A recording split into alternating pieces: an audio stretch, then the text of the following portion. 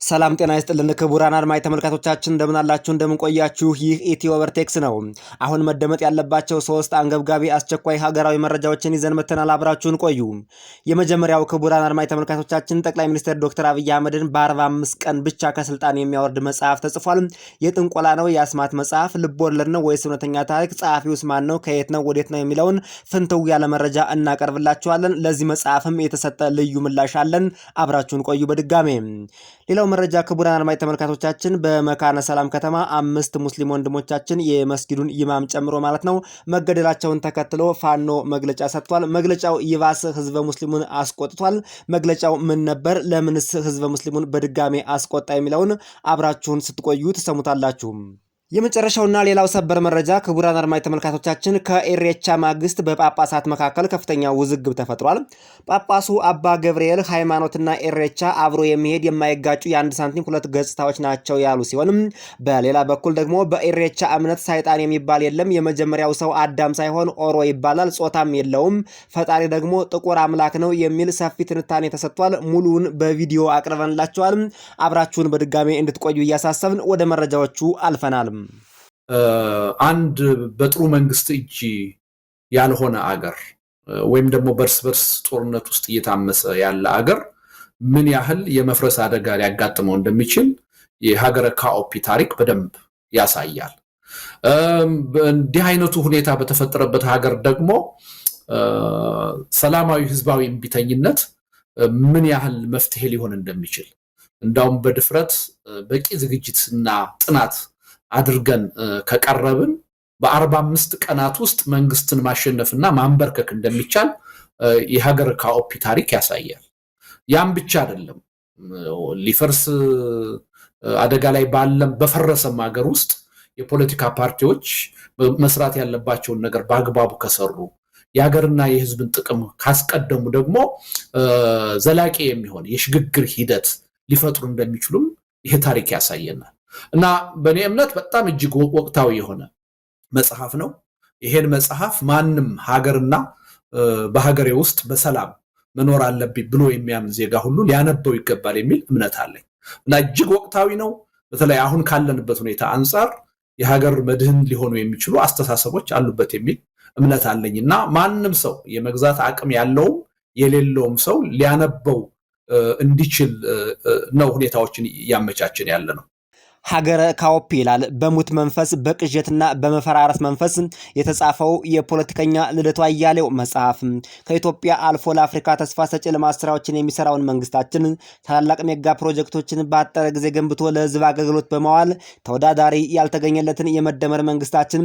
በ45 ቀን ብቻ ከስልጣን ያወርዳል የሚል የልደቱ አያሌው መጽሐፍ በገበያ ላይ ውሏል ልደቱ አያሌው ይህ መጽሐፍ የቅዠት የሙት መንፈስ የመፈራረስ መንፈስ የደናቆርት መንፈስ ተጸናውቶት የተጻፈ መጽሐፍ መሆኑን በቅጡ የተረዳውና ያወቀው አይመስልም በህዋት ተሽጦ ተበልቶ የሞተውን የአባይ ግድብ ነፍስ ዘርቶ ያስመረቀ ጁንታን በባቲ በከሚሴ በደሴ በአፋር መስመር በእግሩ ወርዶ ተዋግቶ አዋግቶ የደመሰሰ ግብፅን በሙግትና በዘዴ የረታ ለሰላምና ለይቅርታ እጁ የሚዘረጋ ከተቃዋሚዎቹ ጋር በፍቅር የሚሰራ ህግን የሚያስከብር ነገር ግን ቂም በቀል ያልሆነ ለታጠቁት ሽፍቶች ሳይቀር የይቅርታ በር የከፈተ የመንግስት ሰራተኞችን በአጭር ጊዜ ችግራቸውን ተረድቶ ደመወዝ በመጨመር ምላሽ የሚሰጥ ሀያላን ሀገራት ብቻ የደፈሩትን የኒውክሌር ፕሮጀክት የነዳጅ ማጣሪያ ፕሮጀክት የማዳበሪያ ማምረቻ ፕሮጀክት በ3 ዓመት ጊዜ ብቻ ያሳካ የድሮን የጥይት ማምረቻ ፋብሪካዎችን በራሱ አቅም ገንብቶ ስራ ላይ ያዋለ ይህ መንግስት ብቻ ሳይሆን ነብይም ነው በርካቶች ሺህ ዓመት ንገስ ያሉትን በ45 ቀን ብቻ ከስልጣኑ ይወርዳል የሚል ቅዠትን በልደቱ አያሌው በመጽሐፍ መልክ ተጽፎ ስናይ አቤት ግርምትን ያጭራል ብለን አለፍነው እንጂ ሌላ ምን እንለዋለን እንደዚህ አይነቱን ከንቱ ቅዠት ይህ ዳግማዊ ሙሴ የተባለ ጠቅላይ ሚኒስትር ዶክተር አብይ አህመድ በጨለማ ውስጥ የሚኖሩ ህዝቦችን ወደ ብርሃን የመራ እውነተኛ ዳግማዊ ሙሴ መሆኑን በርካቶች መስክረውለታል መንግስታችን ሺህ ዓመት ይገዛል እንጂ በ45 ቀንማ ሪቫን ሊበጥስ ይችላል እንጂ ከስልጣን ሊወርድ አይችልም እንላለን የእናንተ አስተያየትስ ምን ይሆን በልደቱ አያሌው መጽሐፍ ዙሪያ ያላችሁን ሀሳብ አስተያየት ኮሜንት ላይ ብታሰፍሩልን ደስ ይለናል። እውነት ኢትዮጵያ አሁን እየፈራረሰች ነው ወይም የመፈራረስ ሀገር ብሎም ልደቱ አያሌው የጻፈው መጽሐፍ ለኢትዮጵያውያን የጨለማ መንፈስን የሚዘራ እንጂ ተስፋ የሌለው መጽሐፍ መሆኑን ከወዲሁ እንነግራችኋለን።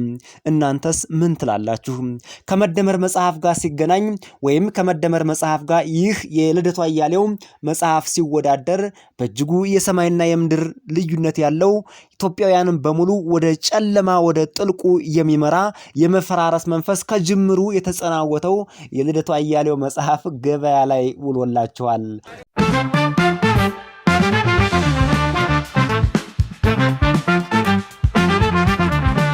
ሚካኤል አሊኮር ዋና አዛዥ ሻለቃ አብነው ታደሰ እባላለሁ። በቀን 24 አንደኛ ወር 2018 በምዕራብ ወሎ ግንባር ከሚንቀሳቀሰው ንጉስ ሚካኤል አሊኮር የተሰጠ መግለጫ መስከረም 23 ለ24 ሌሊት መካነ ሰላም የሚገኘው ኑር መስጊድ ምሽግ አድርጎ ተኩስ የከፈተው ጠላት የሃይማኖትን ግጭት ለማስነሳት ቢሞክርም ሊሳካለት አልቻለም። ነገር ግን የህይወት ዋጋ አስከፍሎናል። በመስጊዱ ውስጥ ብሬንና ስናይፈር ጠምዶ ምሽግም ተቆፍሮ ስለነበረ ጠላት በቂ ዝግጅትም አድርጎ በከፈተው ተኩስ 2 ፋኖ ተገድሎብናል። አጸፋ መልስ ተሰጥቶ ስለነበረ ጉዳት ደርሶባቸዋል። ይህንን ተከትሎ ህዝብ ሙስሊሙን ለማስቆጣት የብልጽግና ተላላኪዎች የሆኑ አካላት ሙከራ እያደረጉ ነው። ንጉስ ሚካኤል አሊኮር በበኩሉ ስሜታዊ የሆነው ህዝባችን እስከሚረጋጋና እውነትን እስከሚገባው በሚል ታግሷል። በዚህ መሰረት መካነ ሰላም ከተማን ተቆጣጥሮ የመቆየት ውሳኔውን አሻሽሎ ወደ ዳር ሰራዊቱን አውጥቷል። ይህንን ያደረግነው ለህዝባችን ደህንነት ስንል ነው። አትከፋፍሉ። ለምሳሌ እኔና የቦረና ወረዳ እስልምና ጉዳዮች ፕሬዝዳንት ሀጅ ነስሩ የታደሰ እንድሮ ልጅ፣ እኔ የሽንድሮ ልጅ ነን። ማን በማን ላይ ምላጭ ይስባል? ይህንን ያሰባችሁ አማራ ፋኖን ትግል ለማደናቀፍ ደፋ ቀና የምትሉ ከዚህ ድርጊት ተቆጠቡ ስንል የንጉስ ሚካኤል አሊኮር ያሳስባል። የአማራ ጥያቄያችን መለስ ስንል ጥያቄያችን ተሽጦ ስለጠፋብን ነው። የጥያቄ መልስም አተን ነው። የአንድነት ጥያቄያችንንም የዲሞክራሲ ጥያቄያችንም ታፍኖ ስለነበረው የመብት ጥያቄያችን ስለጠፋን ይህንን የጠፋንን አንድነታችንን ለመፈለግ ስንል ከፋይ ጦር ወጥተናል። እስካሁን ድረስ የእውነተኛ ትግል አድርገን ለአማራ ትግል ብለን ስንወጣ አንድም ደሞዝ የለንም። ለአማራ ትግል ብለን ሞት ብቻ ነኛ ደሞዝ።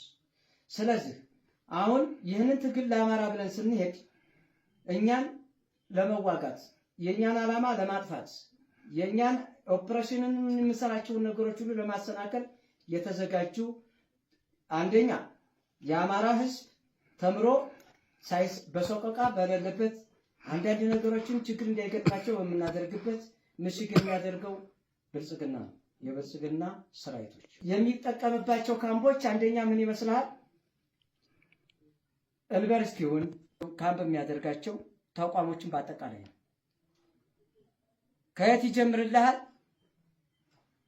የሙስሊም ተቋሞችን፣ የክርስቲያን የሃይማኖት ተቋሞችን፣ የትምህርት የልጆቻችን የመማሪያ ተቋሞቻችንን እነዚህም በሙሉ በአጠቃላይ ካምፕ አድርጓቸዋል። ስለዚህ ይሄ ድርጊቶች እነዚህ ድርጊቶች በሃይማኖት ነክ ወጥተውብናል ብሎ በመካከላችን የሚያበዛው ሰውዬ ይህንን እውነታውን ህዝብና ህዝባችን የሙስሊሙ ማህበረሰብ የክርስቲያኑ ማህበረሰብ እውነቱን እስከሚያወጣ ድረስ ተቆጣጥረን በዛሬው ዕለት የምናገኘውን ድል ለህዝባችንን እውነቱን አግኝቶ እስከምናገኘው ድረስ ወጣ ብለናል።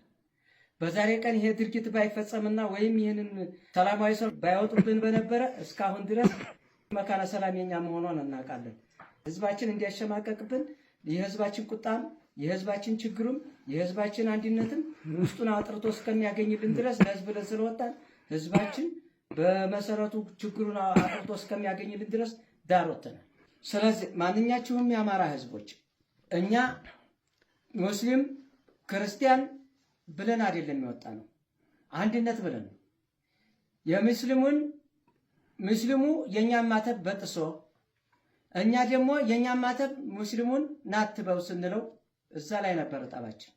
እለለንበትና ለልበት ቦታ ላይ መካከል የገቡ ሰዎች ይህን ችግር ሊያመጡብን ተነስተዋል። እዚህ ላይ መንቃት ያስፈልጋል። ከዛ ወዲህ የነበሩ የነገር አዳቃሪዎች ነገሩ ከዚህ መካከል እየተዳቀለ የዓላማ ትግላችንን የሚያጠፉትን በጋራ ወስደን በጋራ አንብበን በጋራ ተሳስበን ይህን ችግር ወደ ኋላ ቀርፈን ወደ ትግላችን እንዲገባ ያስፈልጋል። በዚህ ምክንያት ላይ የተቀጣጠሉና ወይም የተነሱ ችግሮችን የሃይማኖት አባቶች ከህዝበ ክርስቲያኖችም ሆነ ከሙስሊም ማህበራቶች በጋራ ሆናችሁ ይህን ችግር ቶሎ በዚህ በሁለት ቀን ቀርፋችሁ ወደ የነበረው ትግላችን እንድንገባ አሳስባለሁ። አመሰግናለሁ። በመካነ ሰላም በሙስሊም ወንድሞቻችን ላይና እንዲሁም በሙስሊም የሃይማኖት መሪዎች ላይ የተደረገውን ግድያ መላው ኢትዮጵያውያን ከዳር እስከ ዳር ሊያወግዘው የሚገባ ብቻ ሳይሆን ያወገዘው አጸያፊ ተግባር ተደርጎ ተመዝግቧል። ይህ እንግዲህ በሙስሊም ወንድሞች ላይ ብቻ የተደረገ ሳይሆን ከዚህ በፊት ኢትዮጵያ ውስጥ ከቅርብ ጊዜ ወዲህ በሌሎች እምነት ተቋማትም በተለይ በኦርቶዶክስ አባቶች ላይም እንደዚህ አይነት ነገሮች ሲፈጸሙ ቆይተዋል። እንግዲህ ፋኖና ሸኔ የአንድ ሳንቲም ሁለት ገጽታዎች ናቸው። እነዚህን ሁለቱን ኃይሎች እንግዲህ ወደ የትኛውም ሃይማኖት ማስጠጋት ተገቢ አይደለም። ወደ የትኛውም ሃይማኖት የምናስጠጋቸው ከሆነ ለእነዚህ ግለሰቦች ከለላና ሽፋን እየሰጠናቸው መሆኑን ማወቅ ያስፈልጋል። ኦርቶዶክስ ተዋሕዶ የራሷ አመራር፣ የራሷ ስርዓት፣ የራሷ ዶግማና ቀኖና ያላት በሲኖዶስ የምትመራ ሃይማኖት ናት።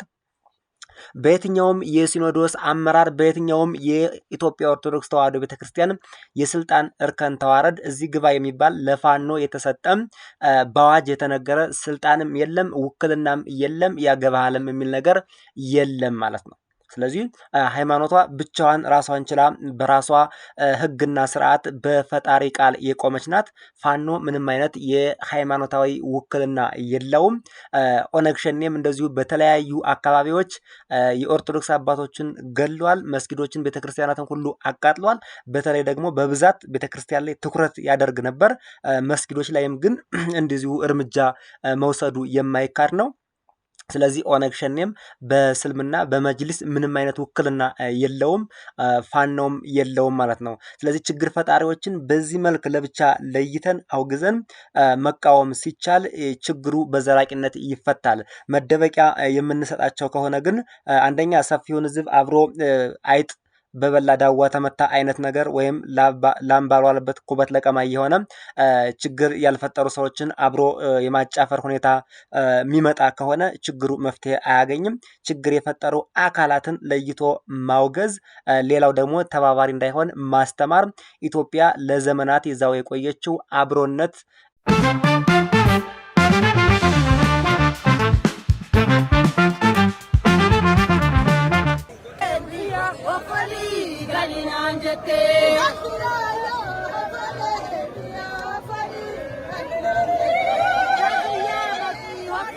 አባ ገብርኤል ይባላለሁ። ኢሬቻና ሃይማኖት የማይጣሉ የማይቃረኑ የሚደጋገፉ ናቸው። ምክንያቱም የኛ የኦርቶዶክስ ሃይማኖት መስራቹ ጌታችን መድኃኒታችን ኢየሱስ ክርስቶስ ነው። ጌታችን ደግሞ በስጋ የተወለደው ከእስራኤል ሕዝብ ነው። ስለዚህ የእስራኤልን ባህል፣ ወጋቸውን፣ ባህላቸውን፣ እሴታቸውን ጠብቆ ነው የኖረው። የሃይማኖት መስራቹ ሰማይና ምድር የፈጠረው የህዝቡን ባህል ካከበረ እኛ ደግሞ ተከታዮቹ ባህሉን ማክበር አይከብድንም ማለት ነው። ለኦሮሞ ህዝብ ኢሬቻ ባህሉም ወጉም የጋራ ንብረቱ ነው። ለምሳሌ ኦሮሞ የተለያየ ሃይማኖት አለው፣ እምነት አለው።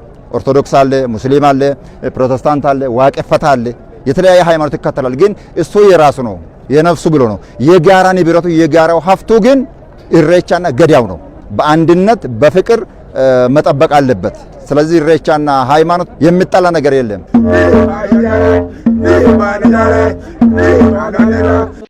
ሰላም፣ እንዴት ናችሁ? ስለ ኢሬቻ ምን ትላለህ? ሰይጣናዊ ነው ወይስ ባህላዊ ነው የሚል ጥያቄ ነው። ሰይጣናዊም አይደለም ባህላዊም ሃይማኖትም ባህላዊም አይደለም። ሁለቱም ያልሆነበትን ምክንያት ላስረዳችሁ የተወሰነ። ኢሬቻ ማለት የዋቄፈና እምነት ባህላዊ ሃይማኖታዊ ስርዓት ነው። ኢሬቻ ማለት የዋቄፈና ስርዓት የሃይማኖቱ ስርዓት በአመት ሁለቴ የሚከበር ነው። ኢሬቻ በአመት ሁለቴ ይከበራል። ክረምት ሊገባ ሲልና ክረምቱ ሲያልቃው የሚከበረው ማለት ነው። ስለዚህ የሃይማኖቱ ስርዓት የዋቄፈና የሚባለው ሃይማኖት ስርዓት እንጂ ባህላዊ አይደለም። ነገር ግን የኦሮሞ ባህል በኢሬቻ ውስጥ በደንብ ሊንጸባረቅ ይችላል። ኢሬቻ የሚያከብሩ ሰዎች ባለባበስ ምናምን ነገር ባህላቸውን እዛ ላይ በጣም ያንጸባርቁታል እንጂ ኢሬቻ ራሱ ባህል ሳይሆን ሃይማኖታዊ ስርዓት ነው። ልክ በኦርቶዶክስ ጥምቀት ስንል ጥምቀት ባህል አይደለም፣ ነገር ግን የሃይማኖቱ የኦርቶዶክስ ሃይማኖት ስርዓት ነው፣ የሚከበር በዓል ነው። እንደዛ ማለት ነው። ኢሬቻም በዋቄፈና እምነት ውስጥ የሚከበር ዓመታዊ በዓል ነው። በዋቄፈና እምነት ውስጥ ወደ 27 በዓላቶች አሉ። ምክንያቱም 27ቱ ከየት መጡ ካላችሁ በዋቄፈና እምነት ውስጥ ፈጣሪ ፈጥሮ የጨረሰው በ27 ቀን ነው ተብሎ ይታመናል። የመጀመሪያ የተፈጠሩት የሰው ዘሮች ደግሞ በክርስትናና በእስልምና አዳምና ሔዋን ናቸው። በዋቄፈና ደግሞ ለመጀመሪያ የተፈጠረው ሆሮ ይባላል። ሆሮ ማለት ጾታ የለውም፣ ወንድም ሴትም አይደለም። ከባህር ውስጥ ከውሃ ውስጥ ነው የወጣው። ይሄ ወንድም ሴትም ያልሆነ ሁለት ቦታ ተከፈለ። ሁለት ቦታ ሲከፈል ወንዱ ሆሮ ተባለ፣ ሴቷ ደግሞ ሆርቱ ተባለች። ሆርቱ ማለት የሚራባ የሚዋለድ እንደማለት ነው። ሆርቱና ሆሮ በሚል ተከፈሉ ማለት ነው። በክርስትናው አዳምና ሔዋን እንደምንላቸው ማለት ነው። ኦሮሞ የሚለው ራሱ ከዛ ስም ጋር የመጣ ነው። ሆሮሞ ተብሎ ነው የሚጻፈው። ግን በኩሽቲክ ሲነበብ ቫውል ከኮንሰናንት ኤች ጋር ሲመጣ ወይንም ደግሞ ኮንሰናንት ቫውልን አስከትሎ ሲመጣ ኤች አትነበብም። ስለዚህ ኦሮሞ ይባላል እንጂ ሆሮሞ ተብሎ አይነበብም። በዛ ምክንያት ከጊዜ በኋላ ግን ኤች እየቀረች ሲጻፍም ኦሮሞ ተብሎ መጻፍ ጀመረ ማለት ነው። ስለዚህ የመጀመሪያው ሰው ሆርቱና ሆሮ በሚሉ ነው የሚታወቁት፣ አዳምና ሔዋን እንደምንላቸው ማለት ነው። በኢሬቻ እምነት ውስጥ ሌላኛው ሴጣናዊ አይደለም ያልኳችሁ ምንድነው? እሱ የዋቄፈና እምነቱ ስገቡ ሴጣን የለም ተብሎ ነው የሚታመነው። ሴጣን የለም ተብሎ ስለሚታመን ኢሬቻ ደግሞ የዋቄፈና እምነት ከሆነ ሴጣናዊ እምነት ሊሆን አይችልም። ምክንያቱም ሴጣን የለም ብለው ስለሚያምኑ ማለት ነው። ዋቃ ጉራቻ ለፈሰሚ ከንሙሜ ይላሉ። ምድርና ሰማይን የፈጠረ ጥቁር አምላክ ይላሉ። ጥቁር የሚሉበት ምክንያት ምንድን ነው? ፈጣሪ አይታይም፣ በሁሉ ቦታ አለ። ጨለማ ውስጥ ያለ ነገር እንደማይታይ ሁሉ ፈጣሪ አይታይም የሚለውን ለመግለጽ ዋቃ ጉራቻ ይባላል ማለት ነው። ስለዚህ በሁሉ ቦታ አለ። ነገር ግን ውሃ ደግሞ ምንድነው? እሱ ቅድም እንዳልኳችሁ ሆሮ ለመጀመሪያ ጊዜ የወጣው ከውሃ ውስጥ ነው ተብሎ ነው የሚታመነው። ስለዚህ ውሃ የልምላሜን እንትን መስጫ እንትን ነው፣ ከዛ ጋር የተያዘ ነው። ኢሬቻ አንድም ውሃ ቦታ ሄዶ ምስጋና የሚቀረብበት የምስጋና በዓል ነው። አበባ እንትኖች ተይዘው ይኬዳል፣ ለምለም ነገሮች ተይዘው ይኬዳል። ያ ምስጋና ነው። እነሆ የው ክረምቱ አንተ በሰጠህን ዝናብ ይኸው ሰብሉ አፈራ፣ አበበ፣ ቅጠሉ እንደዚህ ለምልሟል ተብሎ ምስጋና ውሃው ጋር ተሄዶ ቅጠሉ ላይ እንዲህ እየተደረገ ሰው ይረጫል። ይሄ የምስጋና በዓል ነገር ነው። በዋቄፈና ማለት ነው። ኢሬቻ ምስጋና የሚቀርብበት እንደገና ደግሞ ሰዎች የሚገናኙበት ነው። በክረምት ወቅት ውሃዎች ይሞላሉ፣ ወንዞች ይሞሉና ሰዎች አይገናኙም። ሰዎች ስለማይገናኙ ልክ የክረምቱ ጭጋጋማው ወራት ሲያልፍ ልክ ዝናቡ ሲያባራ ሰዎች የሚገናኙበት ነው። ያ የሚገናኙበትንም መሰረት በማድረግ ነው የሚከበረው አንድም እንጂ ሴጣን አለ ብለው አያምኑም። ይህ ሽቶ ውሃ ውስጥ መወርወር፣ አንዳንድ ስለት እያሉ ውሃ ውስጥ የሚወረወሩ ነገሮች ከኢሬቻ በዓል ጋር የሚገናኙ አይደሉም። ዋቄፈታ እምነትም ይህንን አይቀበለውም። ነገር ግን በዘልምድ በባህል የመጡ ስለት እያሉ የሚወረውሩ አሉ። ቅቤ የሚቀቡ ዛፎች አሉ። ቅቤ መቀባት ግን ነው ከዋቄፈና እምነት ጋርም የተያያዘ ነው። ከዛ ውጭ ግን ስለት እያሉ ዶሮማ አርደው ሊሆን ይችላል ውሃ ውስጥ የሚጨምሩት ነገር ከኢሬቻ ጋር ወይንም ከዋቄፈና ጋር የተያያዘ አይደለም። የዋቄፈና እምነትን ስርዓት የሚያካሂዱት ቃሉ ይባላሉ። በቤተክርስቲያን ለምሳሌ በኦርቶዶክስ ቄሶች እንደሚባሉት እነኚህ ቃሉ ይባላሉ። የሰዎችን ጸሎት ወደ ፈጣሪ የሚልኩ ናቸው ተብሎ ይታመናል። የኢሬቻ እምነት መገለጥ ይጎለዋል ብዬ አምናለሁ። መገለጥ የለውም። ለምሳሌ በክርስትናው በዮሐንስ ወንጌል ምዕራፍ 3 ቁጥር 16 ላይ ኢየሱስ ክርስቶስ የእግዚአብሔር ልጅ እኛን ለማዳን እንደመጣ እንደተወለደ የሚናገር እንትን አለ። ለሚቀበሉት ደግሞ ድህነት እንደሚያገኙ፣ ላልተቀበሉት ደግሞ ቁጥር 17 ላይ እንደሚፈረድባቸው ይናገራል።